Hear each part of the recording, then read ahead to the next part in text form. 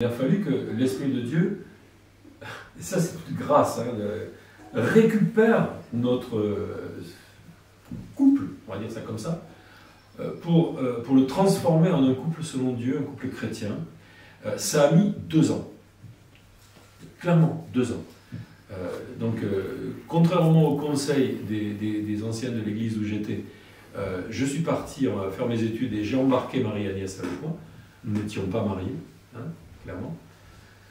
Et ensuite, pendant cette année d'études où Marie-Agnès m'a suivi, mon épouse, je vous donne mon témoignage personnel. Marie-Agnès a eu un accident grave de circulation et Dieu l'a utilisée pour qu'elle se convertisse. C'est-à-dire qu'à l'hôpital, elle s'est dit, tiens, j'aurais pu mourir là. Et je ne suis pas prête à rencontrer Dieu.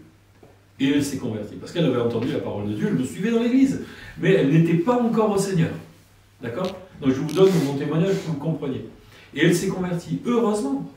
Heureusement qu'elle s'est convertie. C'est ça qui nous a permis de continuer notre aventure de couple et de nous marier, parce qu'après ça, elle s'est convertie. On s'est séparés pendant 6 mois, 1 an, et on s'est unis de manière officielle devant tout le monde, parce que le mariage, c'est ça en fait. Un mariage, c'est une union publique. En fait, quand tu te maries, on parle de mariage, on est bien d'accord, quand tu te maries, tu dis à tout le monde, et c'est comme ça dans la Bible, même si ça a pris des formes traditionnelles, à la mairie, chez nous, à l'église, le mariage, c'est de dire devant tout le monde, c'est mon mari, c'est ma femme. Je ne suis plus sur le marché du mariage. D'accord ? Vous comprenez ce que je veux dire? C'est dire clairement à tout le monde, à tous les gens qui nous entourent, à toute la société qui est autour de nous, à notre famille, à nos amis, anciens et nouveaux, c'est dire, voilà ma femme, pour la femme, voilà mon mari, nous ne sommes plus des cœurs à prendre, ou des corps à prendre. D'accord? Ça, c'est le mariage. Quelle que soit la forme que ça prenne. D'accord? C'est pas le mariage à la mairie qui est supérieurement important, c'est la forme que ça revêt aujourd'hui, comme on est soumis aux autorités, on passe à la mairie pour se marier, d'accord? Mais c'est une proclamation, on publie les bancs, et dans les milieux anglo-saxons, à la fin, avant l'union et l'échange des alliances, on dit, si quelqu'un a une objection, qu'il le dise maintenant, ou qu'il se taise à jamais, grosso modo. C'est une déclaration publique, le mariage. Ce n'est pas un bout de papier que vous allez signer. C'est beaucoup plus important que ça. C'est devant les hommes, et je vais même aller encore plus loin, devant les anges de Dieu, on dit, voilà, nous décidons à ne faire qu'un, et nous acceptons que Dieu nous unisse. D'accord? Dans le peuple de Dieu, c'est comme ça que ça se passe. Ok? Et ça c'est le mariage. Je ne sais pas si tu m'as compris, Manu, ce que j'ai dit. En fait, c'est une proclamation publique. Il y a des points communs avec le baptême, baptême chrétien. Il y a des points communs avec le baptême, qui est aussi une proclamation publique. Je suis au Seigneur. Le Seigneur est à moi. Je vous le montre à tous. Je demande mon immersion. Je demande mon baptême. Grosso modo, c'est un peu... Il y a des points communs à tirer entre un baptême chrétien et un mariage. D'accord ? Sans vouloir aller trop loin dans les points communs à ne pas en tirer. Mais un mariage, c'est une proclamation publique. Et ça a toujours été ça. Donc on faisait la fête suite à cette proclamation. Voilà ma femme, voilà mon mari, nous ne sommes plus sur le marché du mariage, nos cœurs sont pris, nos corps sont pris, nous nous engageons. D'accord? Ça c'est le mariage selon Dieu. C'est le mariage selon Dieu. Quelle que soit la forme que ça prenne dans les sociétés différentes où les hommes vivent, grosso modo. Mais le mariage hétérosexuel et monogamique, c'est dans la pensée de Dieu, et ce cadre est fixé. Après, il se manifeste d'une manière ou d'une autre dans toutes les sociétés que les hommes ont construites pour vivre ensemble. Mais un mariage, c'est une proclamation publique. C'est une déclaration, c'est un engagement. Un engagement.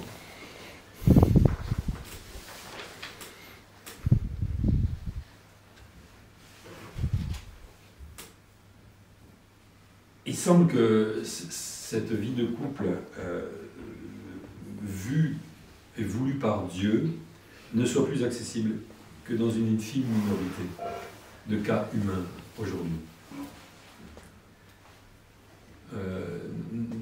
La plus grande partie de l'humanité, c'est ce que dit, je crois, l'apôtre Jean, se vautre dans le péché aujourd'hui. Le peuple de Dieu est ultra minoritaire. Il faut quand même qu'on en soit conscient. Est-ce qu'on l'accepte, cette réalité-là, ou est-ce que, quelque part, on se méfie de l'autre côté de la barrière? Est-ce qu'on accepte que nous fassions partie d'un peuple inspiré, spirituellement proche de Dieu, alors qu'il y a dans le monde où nous vivons, dans les années que Dieu nous accorde à vivre sur cette terre, une immense majorité de gens qui, sur le plan en tout cas du mariage, n'ont plus du tout la même conception que nous. Ça nous catégorise, hein, c'est clair, ça nous classe, ça nous définit presque, d'une certaine manière. Vous savez, on dit souvent la pensée du monde a pénétré l'Église. Mais c'est dans des cas précis qu'on peut le percevoir le mieux. Et le mariage en fait partie. Le peuple de Dieu est pénétré par la pensée du monde, bien souvent, et on le voit dans des cas particuliers et dans des circonstances particulières. Et le mariage en fait partie. Clairement. Je ne vais pas le répéter 10 fois, mais dans nos églises, aujourd'hui encore, le divorce pour raison sentimentale est accepté. Je suis désolé, mais on ne divorce pas, dans la pensée de Dieu, pour des raisons psychiques, sentimentales. On divorce pour des raisons spirituelles. Et si l'un des deux n'est pas spirituel, ça peut générer et se terminer en divorce. Et c'est jamais heureux, c'est jamais souhaité, c'est jamais la volonté de Dieu, d'une certaine manière. Aujourd'hui, dans certaines églises, et même dans notre église, on se résout, pas dire qu'on accepte ou qu'on enseigne, mais on se résout à des divorces illégitimes. Illégitimes. Je ne dis pas qu'il faut rester en couple si le mari trompe sa femme ou inversement, si le mari bat sa femme ou inversement. C'est pas de ça que je parle. Hein. Là, il s'agit vraiment d'un grave problème qui peut, comment dire, caractériser l'un ou l'autre, ou les deux, hein, concernant leur vie spirituelle. Ou pas, d'ailleurs. Mais moi, j'ai vu dans notre église des divorces basés sur ben, j'ai plus de sentiments pour lui, ou j'ai plus de sentiments pour elle. Et t'as trouvé ça où dans la parole de Dieu, mon ami, comment tu vas justifier ça? Fidèle, restez aimant, restez paisible. Dans un couple chrétien, c'est pas tous les jours facile. Je préfère vous le dire pour que vous ne fassiez aucune espèce d'illusion. C'est une lutte, c'est un combat. C'est une décision. Et une décision quelquefois quotidienne. Quotidienne. Je vous ai dit que j'étais marié depuis 41 ans. Ouais. On a passé le mariage d'Émeraude l'an dernier. Désolé, Mathilde. 41 ans. Si je vous dis que j'aime davantage ma femme aujourd'hui qu'à 40 ans, est-ce que vous me croyez? Non, si. Attends, c'est ce que c'est. Tu crois? Mais pas trop. Si, je peux l'aimer, mais est-ce que je l'aime tout, comme au début? Autant. Non. Je ne peux pas dire que je l'aime au début de la même manière. Voilà, c'est ça que je veux dire.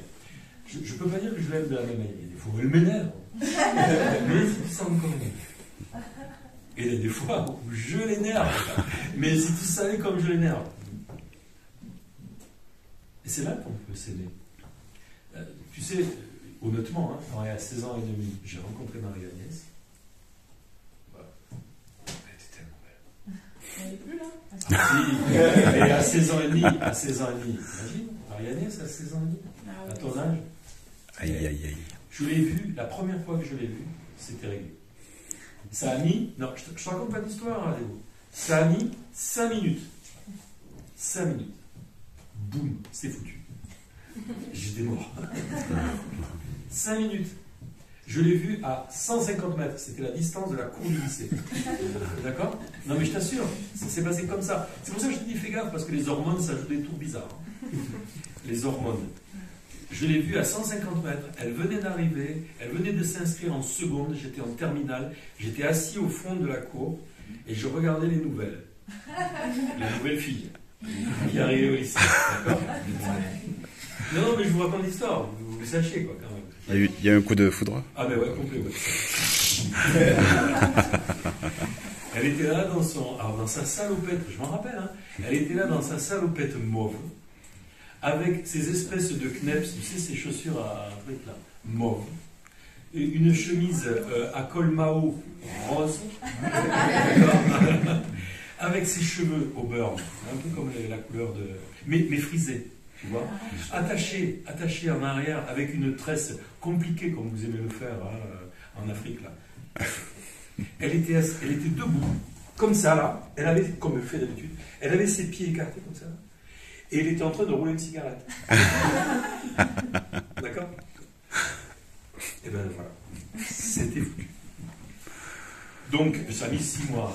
Il a fallu que je me renseigne avant. Qui a fréquenté, comment je pouvais m'approcher d'elle, etc. Enseignement. Et tu sais quoi? J'y crois pas, encore aujourd'hui. Au bout d'un moment, elle est tombée, elle est devenue amie d'une de mes amies. Ah, l'affaire est dans le sac. Donc, j'allais régulièrement chez cette amie, et je la voyais régulièrement. C'était cool. Je veux dire, il y avait moyen.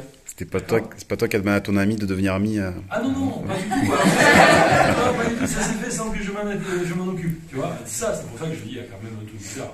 Hein, je sais pas comment Dieu s'y est pris, mais il fallait que ce soit elle, il fallait que ce soit moi, hein, grosso modo. Et donc, évidemment, voilà, au bout de 6 mois encore, Samiana, à la fin de l'année scolaire, ben, on était ensemble. D'accord? Et ça, c'était psychique. D'accord? Au même moment, il y a un de mes amis à moi qui m'a parlé de Christ. Et je vous donne mon témoignage complet hein, sur le plan mariage. Et je me suis converti. Ça a mis. C'était pendant la même période hein, où je fréquentais cette amie et Marianne. C'était la même période. C'est dans le dernier trimestre de mon année de terminale au lycée. J'avais 17 ans. Et quand je me suis converti, ça a choqué Marie-Agnès. Parce qu'elle n'était absolument pas du tout croyante. D'accord? Mais pas du tout. Et même, alors, famille catholique à Véronèse, à côté, là, ça a gonflé vraiment. La foi chrétienne, la religion catholique, on ne peut plus entendre parler. Donc quand je suis devenu chrétien, que je me suis engagé et que j'ai demandé le baptême, j'avais 17 ans. J'ai demandé le baptême dans le Gardon, devant tout le monde. Alors là, elle n'est même pas venue. Non, elle n'est pas venue. Parce qu'elle était... elle avait l'impression que je l'abandonnais pour devenir chrétien. Tu vois ce que je veux dire? Je te fais le truc. J'ai pas lâché. J'ai dit à Dieu, écoute, pour moi, c'est toi qui vas passer en premier à ce moment-là, et tant pis. Si vraiment ça l'horripile, et ça, disons, si ça la dégoûte de moi, eh bien, je l'accepterai. Je me rappelle avoir fait ce genre de prière à Dieu à ce moment-là. Ben non. Elle m'aimait. Il est tombé là. Du coup, elle n'a pas voulu me lâcher, même si j'étais chrétien. Elle a dû passer par-dessus le truc, tu vois. Et donc, elle est venue avec moi en études, ce que je vous disais tout à l'heure, avec Aix-en-Provence, je faisais mes études à l'université là. Et pendant cette année universitaire, elle-même s'est convertie. Et ensuite, on s'est mariés, 6 mois plus tard. Ça vous donne une idée, grosso modo, des conditions nécessaires pour qu'un mariage fonctionne. Je ne veux pas, encore une fois, mettre mon couple en exergue comme un exemple, parce qu'on a eu des moments difficiles. En 40 ans, c'est une lutte pour rester fidèle, aimant, Mais fidèle, c'est pas... J'ai jamais trompé ma femme, hein, qu'on soit clair, je vais être super clair avec vous. Mais ça n'empêche pas les pensées. D'accord? Quand tu as 30 ans, et c'est encore des hormones qui te travaillent, et tu te dis, mais voilà, il va falloir que je vive avec la même femme toute ma vie, quoi, du coup. Je vous parle franchement, les amis.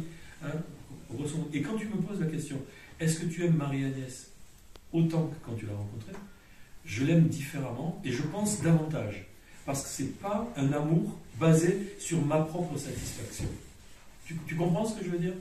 Quand je me suis mis en couple avec Marie-Agnès à l'âge de 17 ans, pas imaginer comment j'étais fier, quoi, de promener avec elle main dans la main. D'accord? C'était une conquête. Tu comprends ce que je veux dire?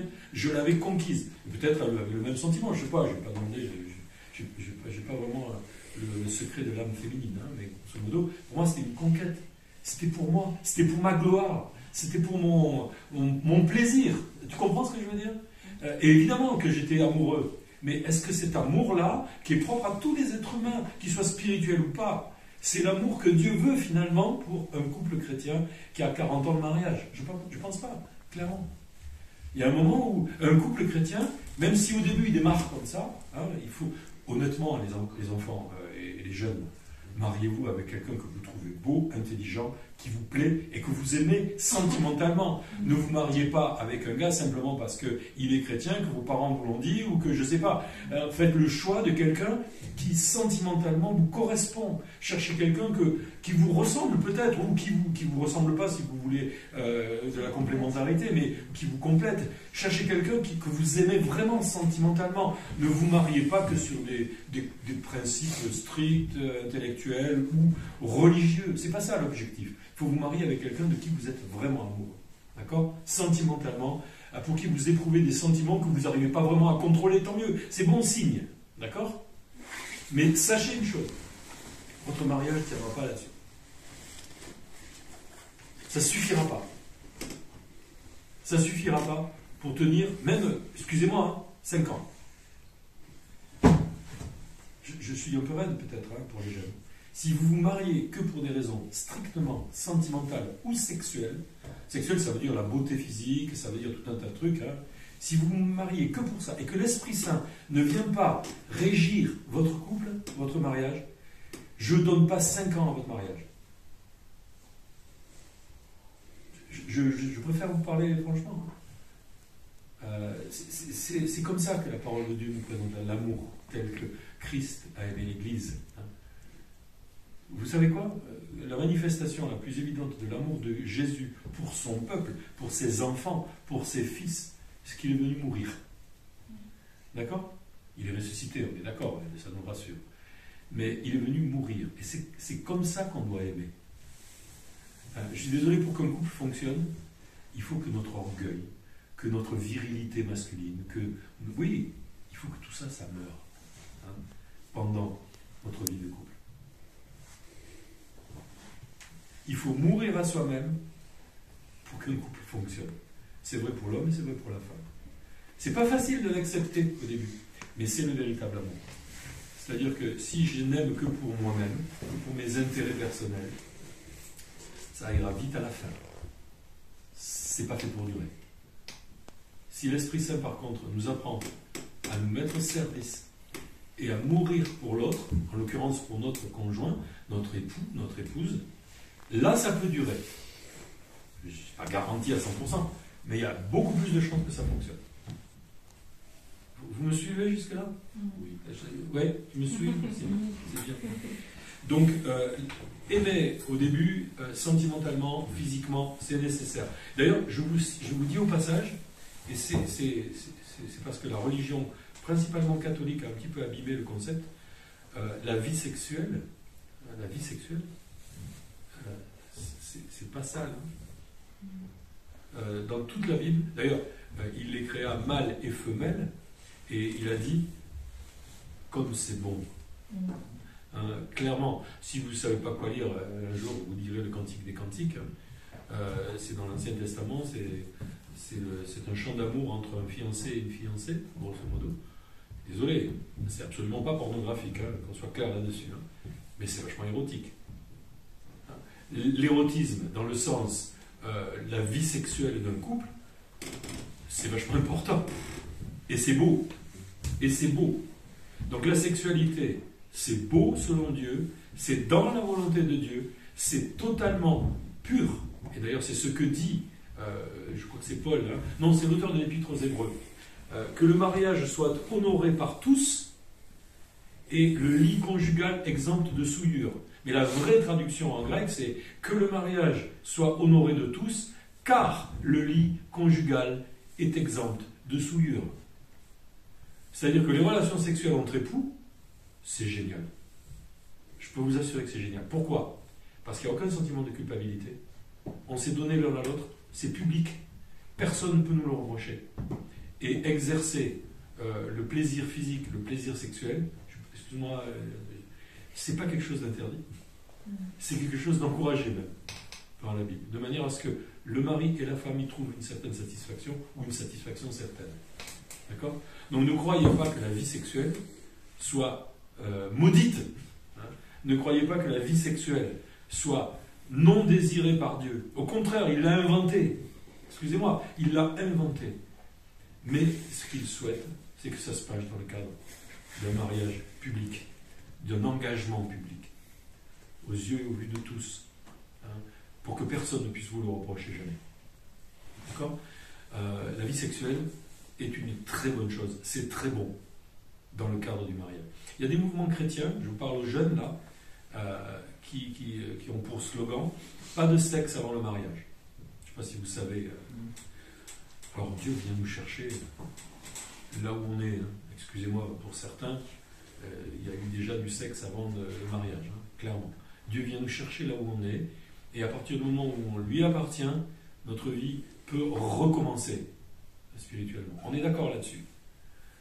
C'est un petit peu compliqué, d'ailleurs, on va y revenir si on a le temps, dans l'Épître aux Corinthiens. D'ailleurs, si vous ne savez pas quoi lire concernant la pensée, alors en gros, ce que la Bible nous livre, c'est Jésus nous donne la base, revenir au mariage tel que Dieu l'a prévu à l'origine, d'accord ? Et ensuite, il a délégué à l'apôtre Paul le soin de codifier. Hein ? Et ça, vous le retrouverez dans l'Épître aux Corinthiens, chapitre 7. Si vous ne savez pas quoi lire concernant le mariage, c'est ça qu'il faut lire. C'est un peu redasse, hein, excusez-moi, et c'est assez exigeant. Je vous cite quelques passages. Pour ce qui concerne les choses au sujet desquelles vous m'avez écrit, ça commence bien. Je pense, c'est Paul qui dit ça, qu'il est bon pour l'homme de ne pas toucher de femme. Merci Paul. Mais c'est pas ça qu'on t'avait demandé. Toutefois, pour éviter la débauche, c'est vachement condescendant, excusez-moi, hein, mais le texte est assez condescendant, parce que Paul était plutôt, on va dire, plutôt strict là-dessus. Que chacun ait sa femme et que chaque femme ait son mari. On parle de monogamie et d'hétérosexualité, on est clair là-dessus. Hein. Que le mari rende à sa femme ce qu'il lui doit, et que la femme agisse de même envers son mari. Il est pragmatique là, et là je pense qu'il parle des relations sexuelles. D'accord ? Ce n'est pas la femme qui dispose de son corps, c'est son mari. De même, ce n'est pas le mari qui dispose de son corps, c'est sa femme. Et remarquez l'égalité parfaite là. C'est pas tout à fait la même façon de voir les choses que dans l'islam par exemple. Là, même l'homme n'est pas maître de son corps.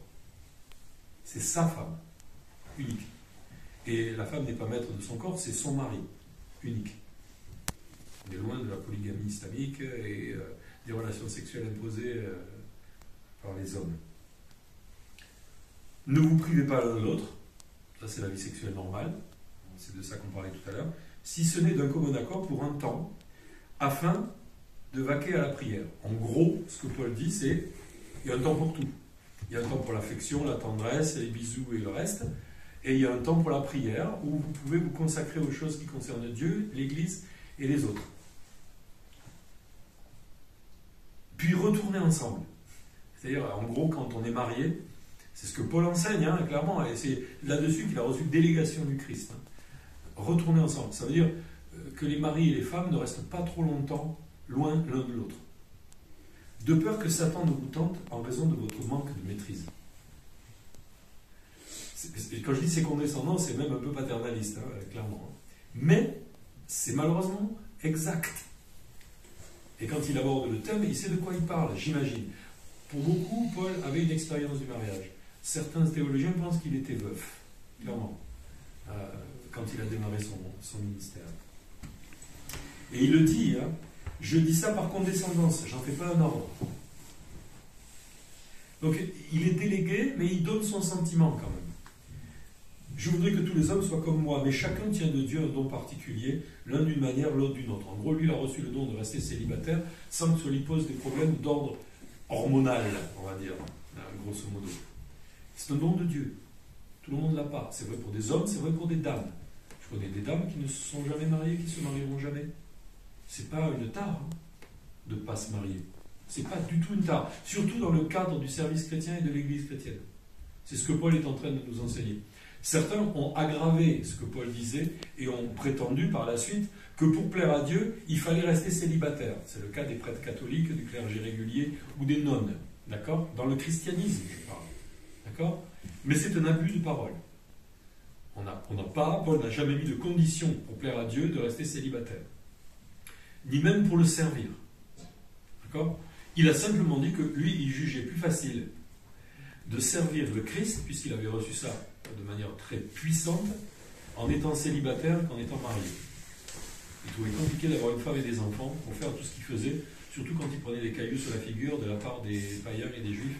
Ça lui permettait de le faire tranquillement, sans avoir à se soucier de sa femme et de ses enfants, qui auraient pu subir le même sort, grosso modo. Donc c'était dans un cas particulier, on s'en vient d'accord. Dans le cas de l'apostolat, c'était un peu spécial. Et encore, Pierre l'apôtre a mené avec lui une sœur, c'est précisé dans le texte, plus loin, qui était sa femme. Deuxième épître aux Corinthiens. D'accord ? Donc tous les apôtres n'avaient pas le même don, non plus. Donc il n'y a pas de généralité à tirer de ce texte. À ceux qui ne sont pas mariés et aux veuves, je dis qu'il leur est bon de rester comme moi. C'est pour ça qu'on pense que Paul était veuf. Mais s'ils manquent de maîtrise d'eux-mêmes, qu'ils se marient. Il vaut mieux se marier que de brûler. Le terme brûler, je ne pense pas qu'il s'agisse d'en faire, qu'on soit clair là-dessus. C'est de brûler de désir, comme on le voit par exemple dans le texte du Cantique des Cantiques, où la Sulamite brûle le désir pour son fiancé. Il vaut mieux se marier que de se morfondre en se disant je ne vais pas me marier, qu'est-ce qui va m'arriver ? C'est vrai pour les garçons, c'est vrai pour les filles, j'en connais. Si tu passes ton temps à te morfondre parce que tu n'es pas marié, c'est que tu n'as pas le don de célibat. Clairement. Si tu as le don de célibat, ça ne te contrariera pas plus que ça. Le fait de ne pas te marier. Je parle aux chrétiens là, attention, qu'on soit clair. On est loin des raisonnements du monde. On est loin des affichages publics, des réseaux sociaux, de TikTok, de Facebook et de tous les sites pornographiques qui nous sont proposés si on met le nez dedans. Mais ça va vous arriver, les jeunes, à un moment ou à un autre. Vous allez y aller. Vous allez y arriver. Vous allez vous retrouver confronté à des images. Mais c'est quoi ça ? Je veux dire, clairement, on parle. TikTok, même, je trouve, je fais une parenthèse, pardon, mais moi, je sais qu'Enzo, là, il regarde TikTok. Vous le regardez tout ça, parce qu'on en a parlé hier. C'est dangereux. Parce que tu regardes un truc, hop, tu passes au truc. C'est une fille, elle est presque toute nue en fait. Donc déjà en fait, tu es déjà confronté, vous êtes déjà confronté à votre âge à ça. Et en fait, ça devient même normal de voir des femmes presque nues, alors que ça l'est pas. Ah mais de toute façon, la nudité féminine, excusez-moi, je vais vous en parler franchement, pour les hommes, c'est le piège absolu. Quoi. Très clairement, l'homme est totalement dépendant de ses yeux, sur le plan conjugal et sexuel. C'est les yeux. C'est pour ça que Christ dit quelquefois il vaut mieux t'arracher un œil plutôt que de finir dans la GL. C'est les yeux qui conditionnent le comportement masculin. Clairement. Je ne sais pas si chez les femmes c'est pareil. Je suis désolé, je n'ai pas d'expérience à ce sujet. Mais chez les hommes, c'est les yeux qui conditionnent le comportement sexuel. Ça dépend des femmes aussi. Je pense moins chez les femmes. C'est un peu moins chez les femmes, mais il y a des femmes qui sont comme les hommes aussi. Ouais, c'est vrai. Donc le regard et surtout les images qui nous sont proposées sont vachement importantes. Honnêtement, des fois je suis tombé sur des images pornographiques, clairement, ça m'a marqué pour des semaines quand j'étais plus jeune. À votre âge, je trouve que c'est très présent. Sur les réseaux sociaux. Bah oui, Satan utilise tout ce qu'il a à sa disposition pour pervertir, pour déformer le couple tel que Dieu le conçoit et pour en faire une marchandise juteuse et rentable, hein, très clairement. Ça rapporte des milliards. Il y a des industriels aujourd'hui qui ont fait fortune rien que là-dessus. Je pense à Niel, là, le patron de Free, par exemple. Il a gagné l'argent qui lui a servi à créer Free sur la pornographie. Clairement. Il y a des fortunes colossales qui sont bâties sur la pornographie aujourd'hui, dans notre société. C'est-à-dire dans la perversion, la dégradation et la ténébrisation, excusez-moi le terme, du mariage selon Dieu. Clairement, et des relations sexuelles voulues par Dieu. Donc la pornographie, vous allez être confronté à un moment ou à un autre, si ce n'est pas déjà le cas. Ouais. Dans tous les cas de figure. À ceux qui ne sont pas mariés, j'ordonne, non pas moi, mais le Seigneur, que la femme ne se sépare pas de son mari. C'est dans le cas où le Seigneur nous trouve l'un chrétien, l'autre pas. Si elle est séparée, qu'elle demeure sans se marier ou qu'elle se réconcilie avec son mari. Ça, c'est un verset qui est raide aussi. Si elle est séparée, qu'elle demeure sans se marier ou qu'elle se réconcilie avec son mari. Et que le mari ne répudie point sa femme. Ça, c'est la reprise de Matthieu 19, l'enseignement du Christ. Clairement. Aux autres, les gens qui n'ont pas encore pris d'engagement, ça nous concerne là, les jeunes, ça vous concerne. Ce n'est pas le Seigneur, c'est moi qui dis. Si un frère a une femme non croyante, qu'elle consente à habiter avec lui, qu'il ne la répudie point. Si une femme a un mari non croyant et qu'il consente à habiter avec elle, qu'elle ne répudie point son mari. Car le mari non croyant est sanctifié par la femme, et la femme non croyante est sanctifiée par le mari. Imaginez jusqu'à quel point va la différenciation entre les enfants de Dieu, les fils de Dieu, et ceux qui ne le sont pas dans la pensée de Paul. Ça va loin. Et il dit ici, autrement vos enfants seraient impurs, tandis que maintenant ils sont saints. En gros, ce que Paul dit, c'est que quand dans un couple il y a un chrétien authentique qui a reçu l'Esprit de Dieu, il sanctifie ses enfants, même si le mari ou la femme n'est pas croyant. Ça veut dire que la bénédiction de l'Esprit Saint est transmissible. Et il parle en termes très durs. Hein, si autrement vos enfants seraient impurs. Excusez-moi, mais entre le croyant et le non-croyant dans la pensée de Paul, entre le peuple des fils et des filles de Dieu, entre les enfants de Dieu et ceux qui ne le sont pas, il y a un mur infranchissable sur le plan spirituel. Ce que je dis là, si vous le dites comme ça à vos amis non-croyants, vous allez vous ramasser un petit peu, et ce serait normal. Je veux dire, c'est le secret du peuple de Dieu, je suis désolé. On doit le garder pour nous, ça. Excusez-moi, si on est... Si le non-croyant se sépare, qu'il se sépare. Le frère ou la sœur ne sont pas liés dans ce cas-là. Dieu nous a appelés à en vivre en paix. Et c'est ce que je dis. On n'est pas là pour exacerber cette dignité d'enfant de Dieu que nous avons reçue en recevant l'Esprit Saint. On n'est pas là pour la mettre en avant en leur disant vous êtes impurs, vous êtes... Il y en a qui le font dans certaines religions. Vous savez que pour un musulman, nous sommes des kafirs, nous sommes des impurs, grosso modo. Basés sur je ne sais quelle différenciation spirituelle en dehors du Christ. Puisque la seule façon de purifier une âme, c'est le sacrifice de Christ. Ce n'est pas la pratique d'une loi, telle islamique, ou même d'une loi catholique ou orthodoxe, d'un ensemble de prescriptions, fais pas ci, fais pas ça, touche pas ci, touche pas ça. C'est oui ou non ai-je reçu l'Esprit Saint sur la base de ma foi dans le sang de Jésus-Christ. Si le non-croyant se sépare, qu'il se sépare. Que sais-tu, femme, si tu sauveras ton mari? Que sais-tu, mari, si tu sauveras ta femme? Seulement que chacun marche selon la part que le Seigneur lui a faite, selon l'appel qu'il a reçu de Dieu. C'est ainsi que je l'ordonne dans toutes les églises. Quelqu'un a-t-il été appelé étant juif, qu'il demeure circoncis juif? Quelqu'un a-t-il été appelé étant un non-juif, qu'il ne se fasse pas circoncire? Donc, après, il parle d'autres différenciations possibles entre les êtres humains. Et au verset 25, ça continue avec le mariage. Pour ce qui est des vierges, des filles vierges, je n'ai point d'ordre du Seigneur, mais je donne un avis. Et tu lié à une femme, ne cherche pas à rompre ce lien. Je parle des filles et des garçons qui sont vierges, qui n'ont pas encore eu de relation sexuelle. Et tu lié à une femme, ne cherche pas à rompre ce lien. N'es-tu pas lié à une femme, ne cherche pas à une femme. Si tu inversement, ne cherche pas un mari, bien sûr. Si tu n'es pas marié, tu n'as pas péché. Si la Vierge s'est mariée, elle n'a pas péché. Mais certaines personnes auront des tribulations dans la chair et je voudrais vous les épargner. En fait, Paul aussi parle, et ça il faut le comprendre, dans un contexte où les chrétiens sont persécutés. C'est beaucoup plus dur d'être persécuté en famille que d'être persécuté tout seul. C'est de ça que Paul parle à cet endroit-là. Les chrétiens à l'époque, c'était les parias de la société romaine. C'était les rejetés et par les juifs et par les romains. Et donc la persécution est d'autant plus difficile à supporter quand on a des personnes à charge. D'accord ? Ce que je vous dis, frère, c'est que le temps est court, que désormais ceux qui ont une femme soient comme n'en ayant pas, ceux qui pleurent comme ne pleurant pas, ceux qui se réjouissent comme ne se réjouissant pas, ceux qui achètent comme ne possédant pas.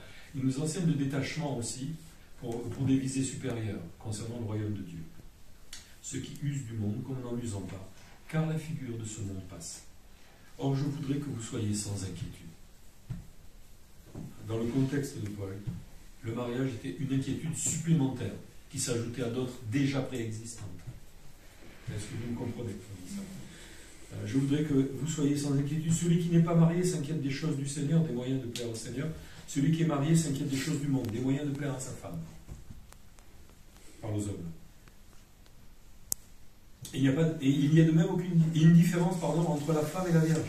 Celle qui n'est pas mariée s'inquiète des choses du Seigneur, afin d'être sainte de corps et d'esprit. Celle qui est mariée s'inquiète des choses du monde, des moyens de plaire à son mari.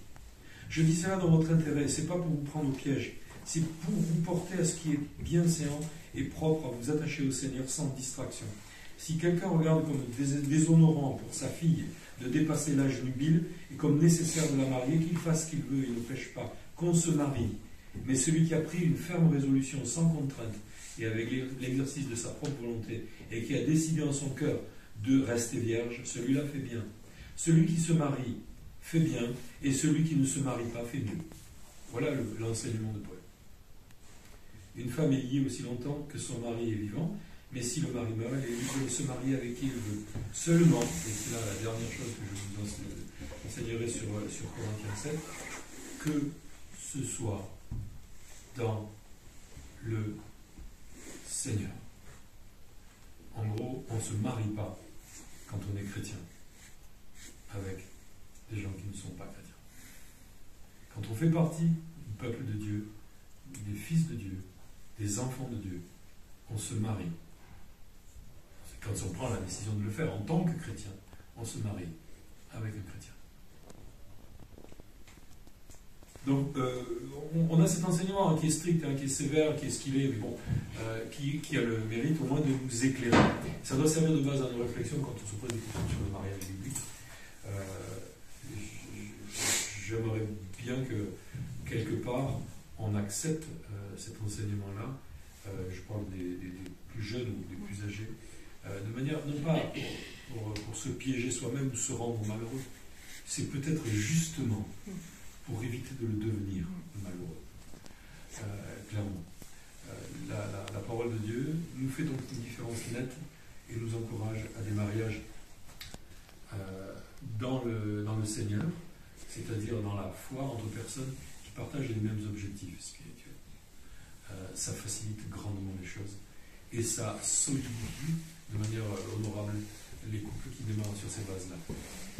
Moi, ça n'a pas démarré sur ces bases-là, je vous l'ai dit tout à l'heure, mais Dieu a fait le nécessaire de manière miraculeuse pour que ça le devienne. C'est le cas de certains d'entre nous et c'est très bien comme ça.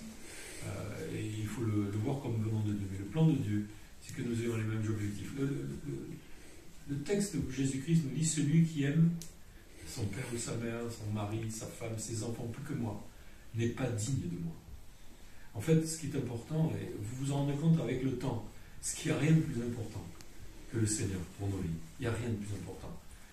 Et même notre mariage est secondaire, excusez-moi le terme, je préfère vous dire les choses comme ça, même nos enfants, pour autant que ces personnes nous soient chères, ne doivent pas remplacer dans notre cœur notre attachement pour le Christ.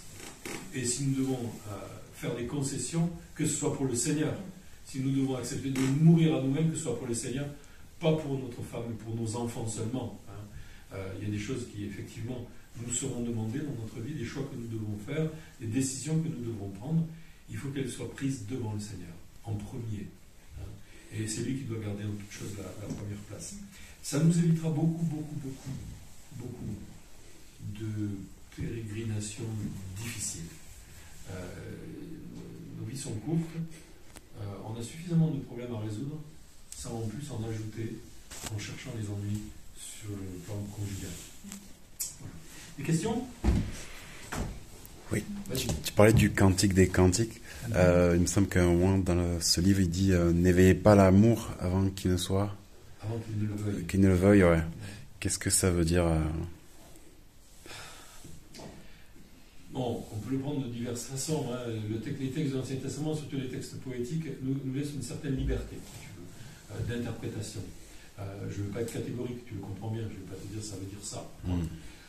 Moi, il me semble que, bien souvent, les mariages sont précipités. C'est-à-dire qu'on ne prend pas le temps des fiançailles. C'est pas une simple convention, les fiançailles. D'ailleurs, dans le Cantique des Cantiques, si on le prend sur le plan spirituel strictement, comme la relation du Christ à l'Église, les 2000 ans que nous venons de passer sont la période de fiançailles.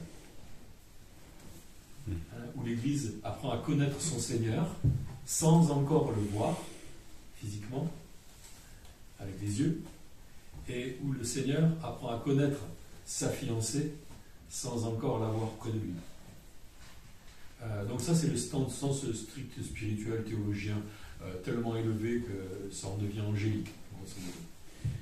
Mais pour ce qui concerne le mariage des humains, il ne faut pas que ça aille trop vite.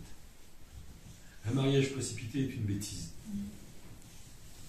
N'éveillez pas l'amour avant qu'il le veuille. Autrement dit, ne précipitez pas vos relations. Apprenez d'abord à vous connaître, apprenez d'abord à vous fréquenter, apprendre à vous respecter, respecter vos tempéraments, respecter vos sentiments, respecter, et n'éveillez pas l'amour dans le sens, ne pratiquez pas le définitif avant que ce soit le moment, d'une certaine manière. Donc, un mariage précipité, c'est rarement une bonne idée. Ça répond à ta question? Oui, je vois. Il faut prendre le temps. Est-ce qu'aussi dans la jeunesse, si on rapporte du coup par rapport aux plus jeunes, c'est aussi ne pas se mettre en danger, quelque part Oui. Oui, on peut le voir comme ça. Parce que si on le rapporte à un âge où on ne passe même pas encore au mariage, ce qui du coup aussi, ça ne veut pas dire n'éveillez pas, ça veut dire ne pas se mettre en danger, ne pas être seul avec un garçon ou une fille, une personne de sexe opposé. Oui, on peut le comprendre comme ça. L'avantage du texte poétique, qu'on trouve particulièrement dans l'Ancien Testament, et celui-là est peut-être le texte poétique par excellence, je parle du Cantique des Cantiques, c'est effectivement que c'est comme un poème. Un poème te laisse une certaine liberté de compréhension. On peut y mettre ce que tu viens de dire, clairement, et je te remercie de l'apporter. Oui, alors on peut y mettre ça aussi. Ne réveillez pas l'amour, ne provoquez pas d'excitation anticipée, quoi. Prenez le temps de la réflexion, de la prière. Vous êtes amoureux d'un garçon, d'une fille, priez, demandez à Dieu, Seigneur, est-ce que c'est celui-là ou celle-là que tu m'as réservé, d'une certaine manière. N'agissez pas dans la précipitation. Ne réveillez pas l'amour avant qu'il ne le veuille. Après, ça peut aller encore plus loin. C'est le pronom il, quoi. N'éveillez pas l'amour avant que Dieu ne le veuille. Donc ne vous précipitez pas dans un sentier qui n'est pas celui de Dieu. C'est toutes ces choses-là qu'on peut tirer d'un poème. D'autres questions? Je soulèverai juste, parce que je le ramène aux plus jeunes du coup, ne pas écouter, justement vous êtes dans les collèges, dans les lycées, vous êtes entouré d'amis, vous avez plein d'amis qui ne sont pas chrétiens, qui ne vont pas avoir cette pensée que Guy nous a dit. C'est justement aussi ne pas écouter l'autre et ne pas se sentir culpabilisé de ce qu'on est, tout ce que vient de dire Guy, parce que à votre âge, Des fois, pour les garçons, c'est une conquête, on parle de conquête, c'est t'as pas déjà couché avec une fille, toi t'es pas un homme, quoi. Et ça, c'est des choses que vous allez entendre, hein, les garçons. C'est des choses que vous allez entendre, surtout à votre âge, là, ça va arriver à 14-15 ans. Là. On va vous dire, attends, t'es pas déjà sorti avec une fille, toi, t'es pas déjà couché avec une fille. En fait, vous savez pourquoi vous le faites pas, vous savez pourquoi vous n'êtes pas là encore. Mais la pensée du monde fait qu'aujourd'hui, on nous pousse à toutes les expériences possibles dès le jeune âge, parce que c'est là où justement il faut découvrir son corps, il faut découvrir tout. Mais justement, n'écoutez pas ces paroles-là. Si on est là ce week-end, si on est là pour vous parler, si on est là pour partager avec vous, c'est parce qu'on sait ce qui vous attend. Et clairement, il va y avoir des tentations, et clairement, on va vous rabaisser. Vous vous rappelez de l'expérience qu'on a fait à l'église, le mensonge là, qui dit, ça fait partie un peu de ce mensonge-là. Attends, j'ai pas couché. Ah ouais, c'est vrai, je suis pas... Ben non, ça c'est un mensonge. Il faut l'enlever de ça, parce que la pensée première, on l'a vu, on vient de le voir aujourd'hui avec tout ce que Guy a partagé. Donc ayez vraiment ça en tête, et parce que vous allez clairement être tenté, vous allez clairement vous faire rabaisser, parce que vous n'êtes pas comme peut-être les autres. Mais voilà, justement, portez-le avec fierté. Après, c'est un test intéressant, hein, justement ce genre de choses pour les jeunes comme vous, pour savoir où vous en êtes par rapport à Dieu, quoi. Parce que comme je le disais au tout début du message, si vous n'avez pas reçu l'Esprit de Dieu, vous aurez du mal à tenir, quoi. Clairement, dans le contexte où vous vivez les uns et les autres. Si vous n'avez pas reçu l'Esprit de Dieu, vous allez tomber. Je vous donne l'exemple, et je ne veux pas non plus, je vous le dis, ça reste entre nous, hein, s'il vous plaît. Non, mais c'est un truc que je veux vous dire qui concerne mes enfants à moi. J'aimerais pas que vous en parliez à l'extérieur. Non, mais tu peux le laisser pour les gens qui cherchent des enseignements. Mais ce que je veux dire, c'est que j'ai 3 garçons, d'accord. Les 2 aînés qui sont très proches, qui avaient 16 mois d'écart, même s'ils ont reçu une éducation chrétienne, ils n'ont jamais pris la décision pour le Christ. Donc je ne peux pas dire qu'ils ont reçu l'Esprit de Dieu, clairement. D'accord. Et bien c'est les 2, parmi les 3 de mes fils, qui ont le plus souffert de la relation homme-femme. Ils ont eu plusieurs conquêtes féminines, je parle de mon fils aîné et de mon second. Ils étaient plutôt, dans leur conception, plutôt chrétiens, mais chrétiens, je dirais, familial, quoi. C'est-à-dire que quand ils ont conquis une fille, c'était pour la garder. Vous voyez ce que je veux dire? Mais ils se sont fait, excusez-moi, ils se sont fait complètement piétiner, quoi. Je parle des 2 aînés, hein, et ils ont vécu des expériences conjugales, parce qu'ils ne se sont pas mariés avec la première qu'ils ont rencontrée, peut-être même pas avec la seconde, si vous voulez, mais ils ont vécu avec des filles sans être mariés, d'accord? Et ça s'est mal fini, ça s'est mal terminé, d'accord? Et après avoir souffert 1 ou 2 fois de manière violente, je pense à mon second, Clément, qu'il a dit, mais c'est bon, c'est fini, moi Clément en particulier, c'était un gars qui était... Clément, c'est un piège à filles. Je vous dis franchement, c'est 1m83, taillé comme ça, sportif. Toutes les filles tombent amoureuses de lui. Ça lui a gâché l'adolescence, c'était pénible. Marie-Agnès rencontre une famille dans la rue, Agnès, bonjour, la fille est là, au collège avec Clément. C'est la maman de Clément. Clément, ça lui a joué des tours. Et Clément, ça l'a brisé. Ça l'a brisé. Ça l'a brisé d'attirer les filles. Et ce qu'il a vécu, à la fin, il n'en pouvait plus. Il a eu 2 ou 3 filles avec qui il a vécu. La dernière, il n'osait même pas la présenter à ses parents. Je ne sais pas si vous imaginez. Parce qu'il savait que ça allait casser. D'accord? Il n'osait même pas. Mais il n'avait pas l'Esprit de Dieu, Clément. C'était mon fils. Il avait une culture chrétienne. Il avait envie que son couple tienne, mais il n'y arrivait pas. D'accord? Et à la fin, vous savez ce qu'il est allé me dire? Je vous donne le truc, mais il faut. Mais je ne peux pas me marier avec une occidentale. Parce qu'on ne peut pas leur faire confiance. Il est allé se marier avec une sud-coréenne, qui arrive d'un milieu bouddhiste, où le mariage est honoré. D'accord? Et c'est ça qu'il m'a dit, Clément. À 30 et quelques ans. Papa, je ne peux pas me marier avec une femme occidentale. Vous vous rendez compte? Il a marié une Sud-Coréenne qui avait une notion de la famille proche de la parole. D'ailleurs, je ne vous explique pas comment ça s'est passé le mariage. Moi, je me suis fait questionner par la belle famille, mais alors, ils ne voulaient pas la lâcher, la fille. Non, qu'est-ce que vous pensez du mariage? Quand vous voyez la famille, qu'est-ce que vous... je vous assure, hein, j'ai été questionné en privé, dans une salle, à l'écart du mariage, par le papa de la mariée, parce qu'il ne nous faisait pas confiance. Pour un Sud-Coréen, les Occidentaux, c'est des dépravés. Clairement. C'est des dépravés, on ne peut pas leur faire confiance. Ils appellent ça les Westerners, les gens de l'Ouest. Pour un Sud-Coréen, les Westerners, ils ne savent pas ce que c'est le mariage. Ils ne savent pas ce que c'est la famille. Je suis désolé, mais je peux à peine leur donner tort. Clairement. Hein. Mais ça rejoint ce que m'a dit Clément, mon propre fils. Papa, je ne peux pas me marier avec une Occidentale. On ne peut pas leur faire confiance. Il en était là, mon fils à moi. Et mon fils aîné, c'est avec lui à peu près la même chose, grosso modo. Aujourd'hui, ils sont tous mariés, mes garçons, y compris les deux aînés qui ne sont pas au Seigneur encore, d'accord, mais sur des bases qui sont des bases du mariage chrétien, c'est-à-dire un homme et une femme pour la vie avec l'éducation parentale, la responsabilité, parce que ça suit ça, il y a tout ça qui suit derrière le mariage. Voilà, je voulais vous partager ça aussi pour que vous sachiez, si tu n'as pas l'Esprit de Dieu, tu as vraiment du mal, quoi. Clairement. Si tu n'as pas l'Esprit de Dieu, tu as vraiment du mal. Parce que tu n'as pas les oreilles pour entendre ce que le Christ enseigne. Et tu n'as pas la puissance pour le vivre. Ça peut paraître strict, le mariage chrétien. Ça paraît strict à ceux qui n'ont pas l'Esprit Saint. D'accord? Pour les autres, c'est un objectif glorieux. Quelque chose d'honorable. Juste une dernière question. Oui.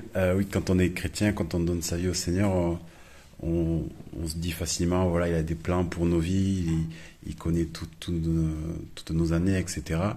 Mais quand il s'agit de cette partie-là, du mariage, de trouver quelqu'un qu'on aime, est-ce qu'on n'a pas du mal à lui donner le contrôle de ça? Enfin, je ne sais pas si c'est clair, mais est-ce qu'on ne peut pas avoir le contrôle sur ça, sur cette partie-là, par exemple, de vraiment... alors s'il connaît le plan de nos vies, il connaît forcément ce qu'il veut faire avec notre couple, mais parfois on a du mal à lui donner le contrôle total à... Moi, je suis de ceux, je vais peut-être te choquer en te disant ça, je suis de ceux qui pensent que Dieu utilise tout, y compris tes sentiments. D'accord? Si tu te maries simplement parce que vous avez des objectifs missionnaires, je te donne un exemple, hein. C'est pas dit que ça va fonctionner. Oui. Tu comprends? Dieu utilise tes sentiments, Sylvain. Il va les utiliser, tes sentiments. Si tu brûles d'amour pour une personne et que tu sais te tenir, excuse-moi, hein, et attendre le bon moment, si tu ne réveilles pas l'amour avant qu'il ne le veuille, tu vois ce que je veux dire? Dieu va utiliser tes sentiments pour programmer comment dire, ton mariage, tu vois? Dieu va utiliser tes sentiments. Ne te marie pas, Sylvain, avec une personne pour laquelle tu n'éprouves pas de sentiments, ni d'attirance physique. Tu comprends? Ne te marie pas avec une telle personne. Si tu n'as ni sentiment ni attirance physique, tu n'es pas obligé de gâcher ta vie, je veux dire, à te forcer, quoi. Tu vois ce que je veux dire? Oui, bien sûr. Dieu, au contraire, va utiliser tes sentiments. Si tu lui appartiens, il va les utiliser, il va les sanctifier, il va les calmer, il va raisonner, il va contrôler ta poussée hormonale, tu vois ce que je veux dire? Mais il va utiliser ton humanité. Et il va utiliser aussi ta liberté. Hein? Parce que le jour où tu dois te présenter devant le maire et qu'il va te dire acceptez-vous de prendre pour épouse, c'est toi qui vas dire oui, c'est pas le voisin, c'est pas ton pote, c'est pas ton pasteur, tu vois ce que je veux dire, c'est pas ta copine ou ton copain, je veux dire, c'est toi Sylvain qui va dire oui, tu vois. Et ça doit venir du fond de toi, ça doit venir de tes tripes, ça doit venir de tout ton être, pas seulement de ton intellect, de tes calculs, de tes objectifs, qu'ils soient intéressants ou pas, je veux dire. Il faut que tout ton être dise oui, j'accepte, oui, je veux. Tu vois? Donc Dieu va utiliser tout ton être, Sylvain. Ne t'inquiète pas pour ça. D'accord?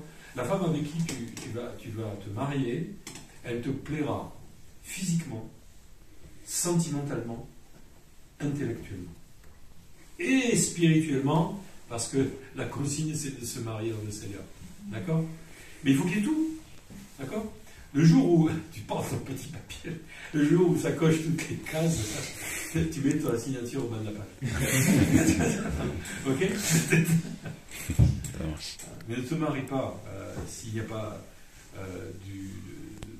comment dire, de l'attirance et du feu.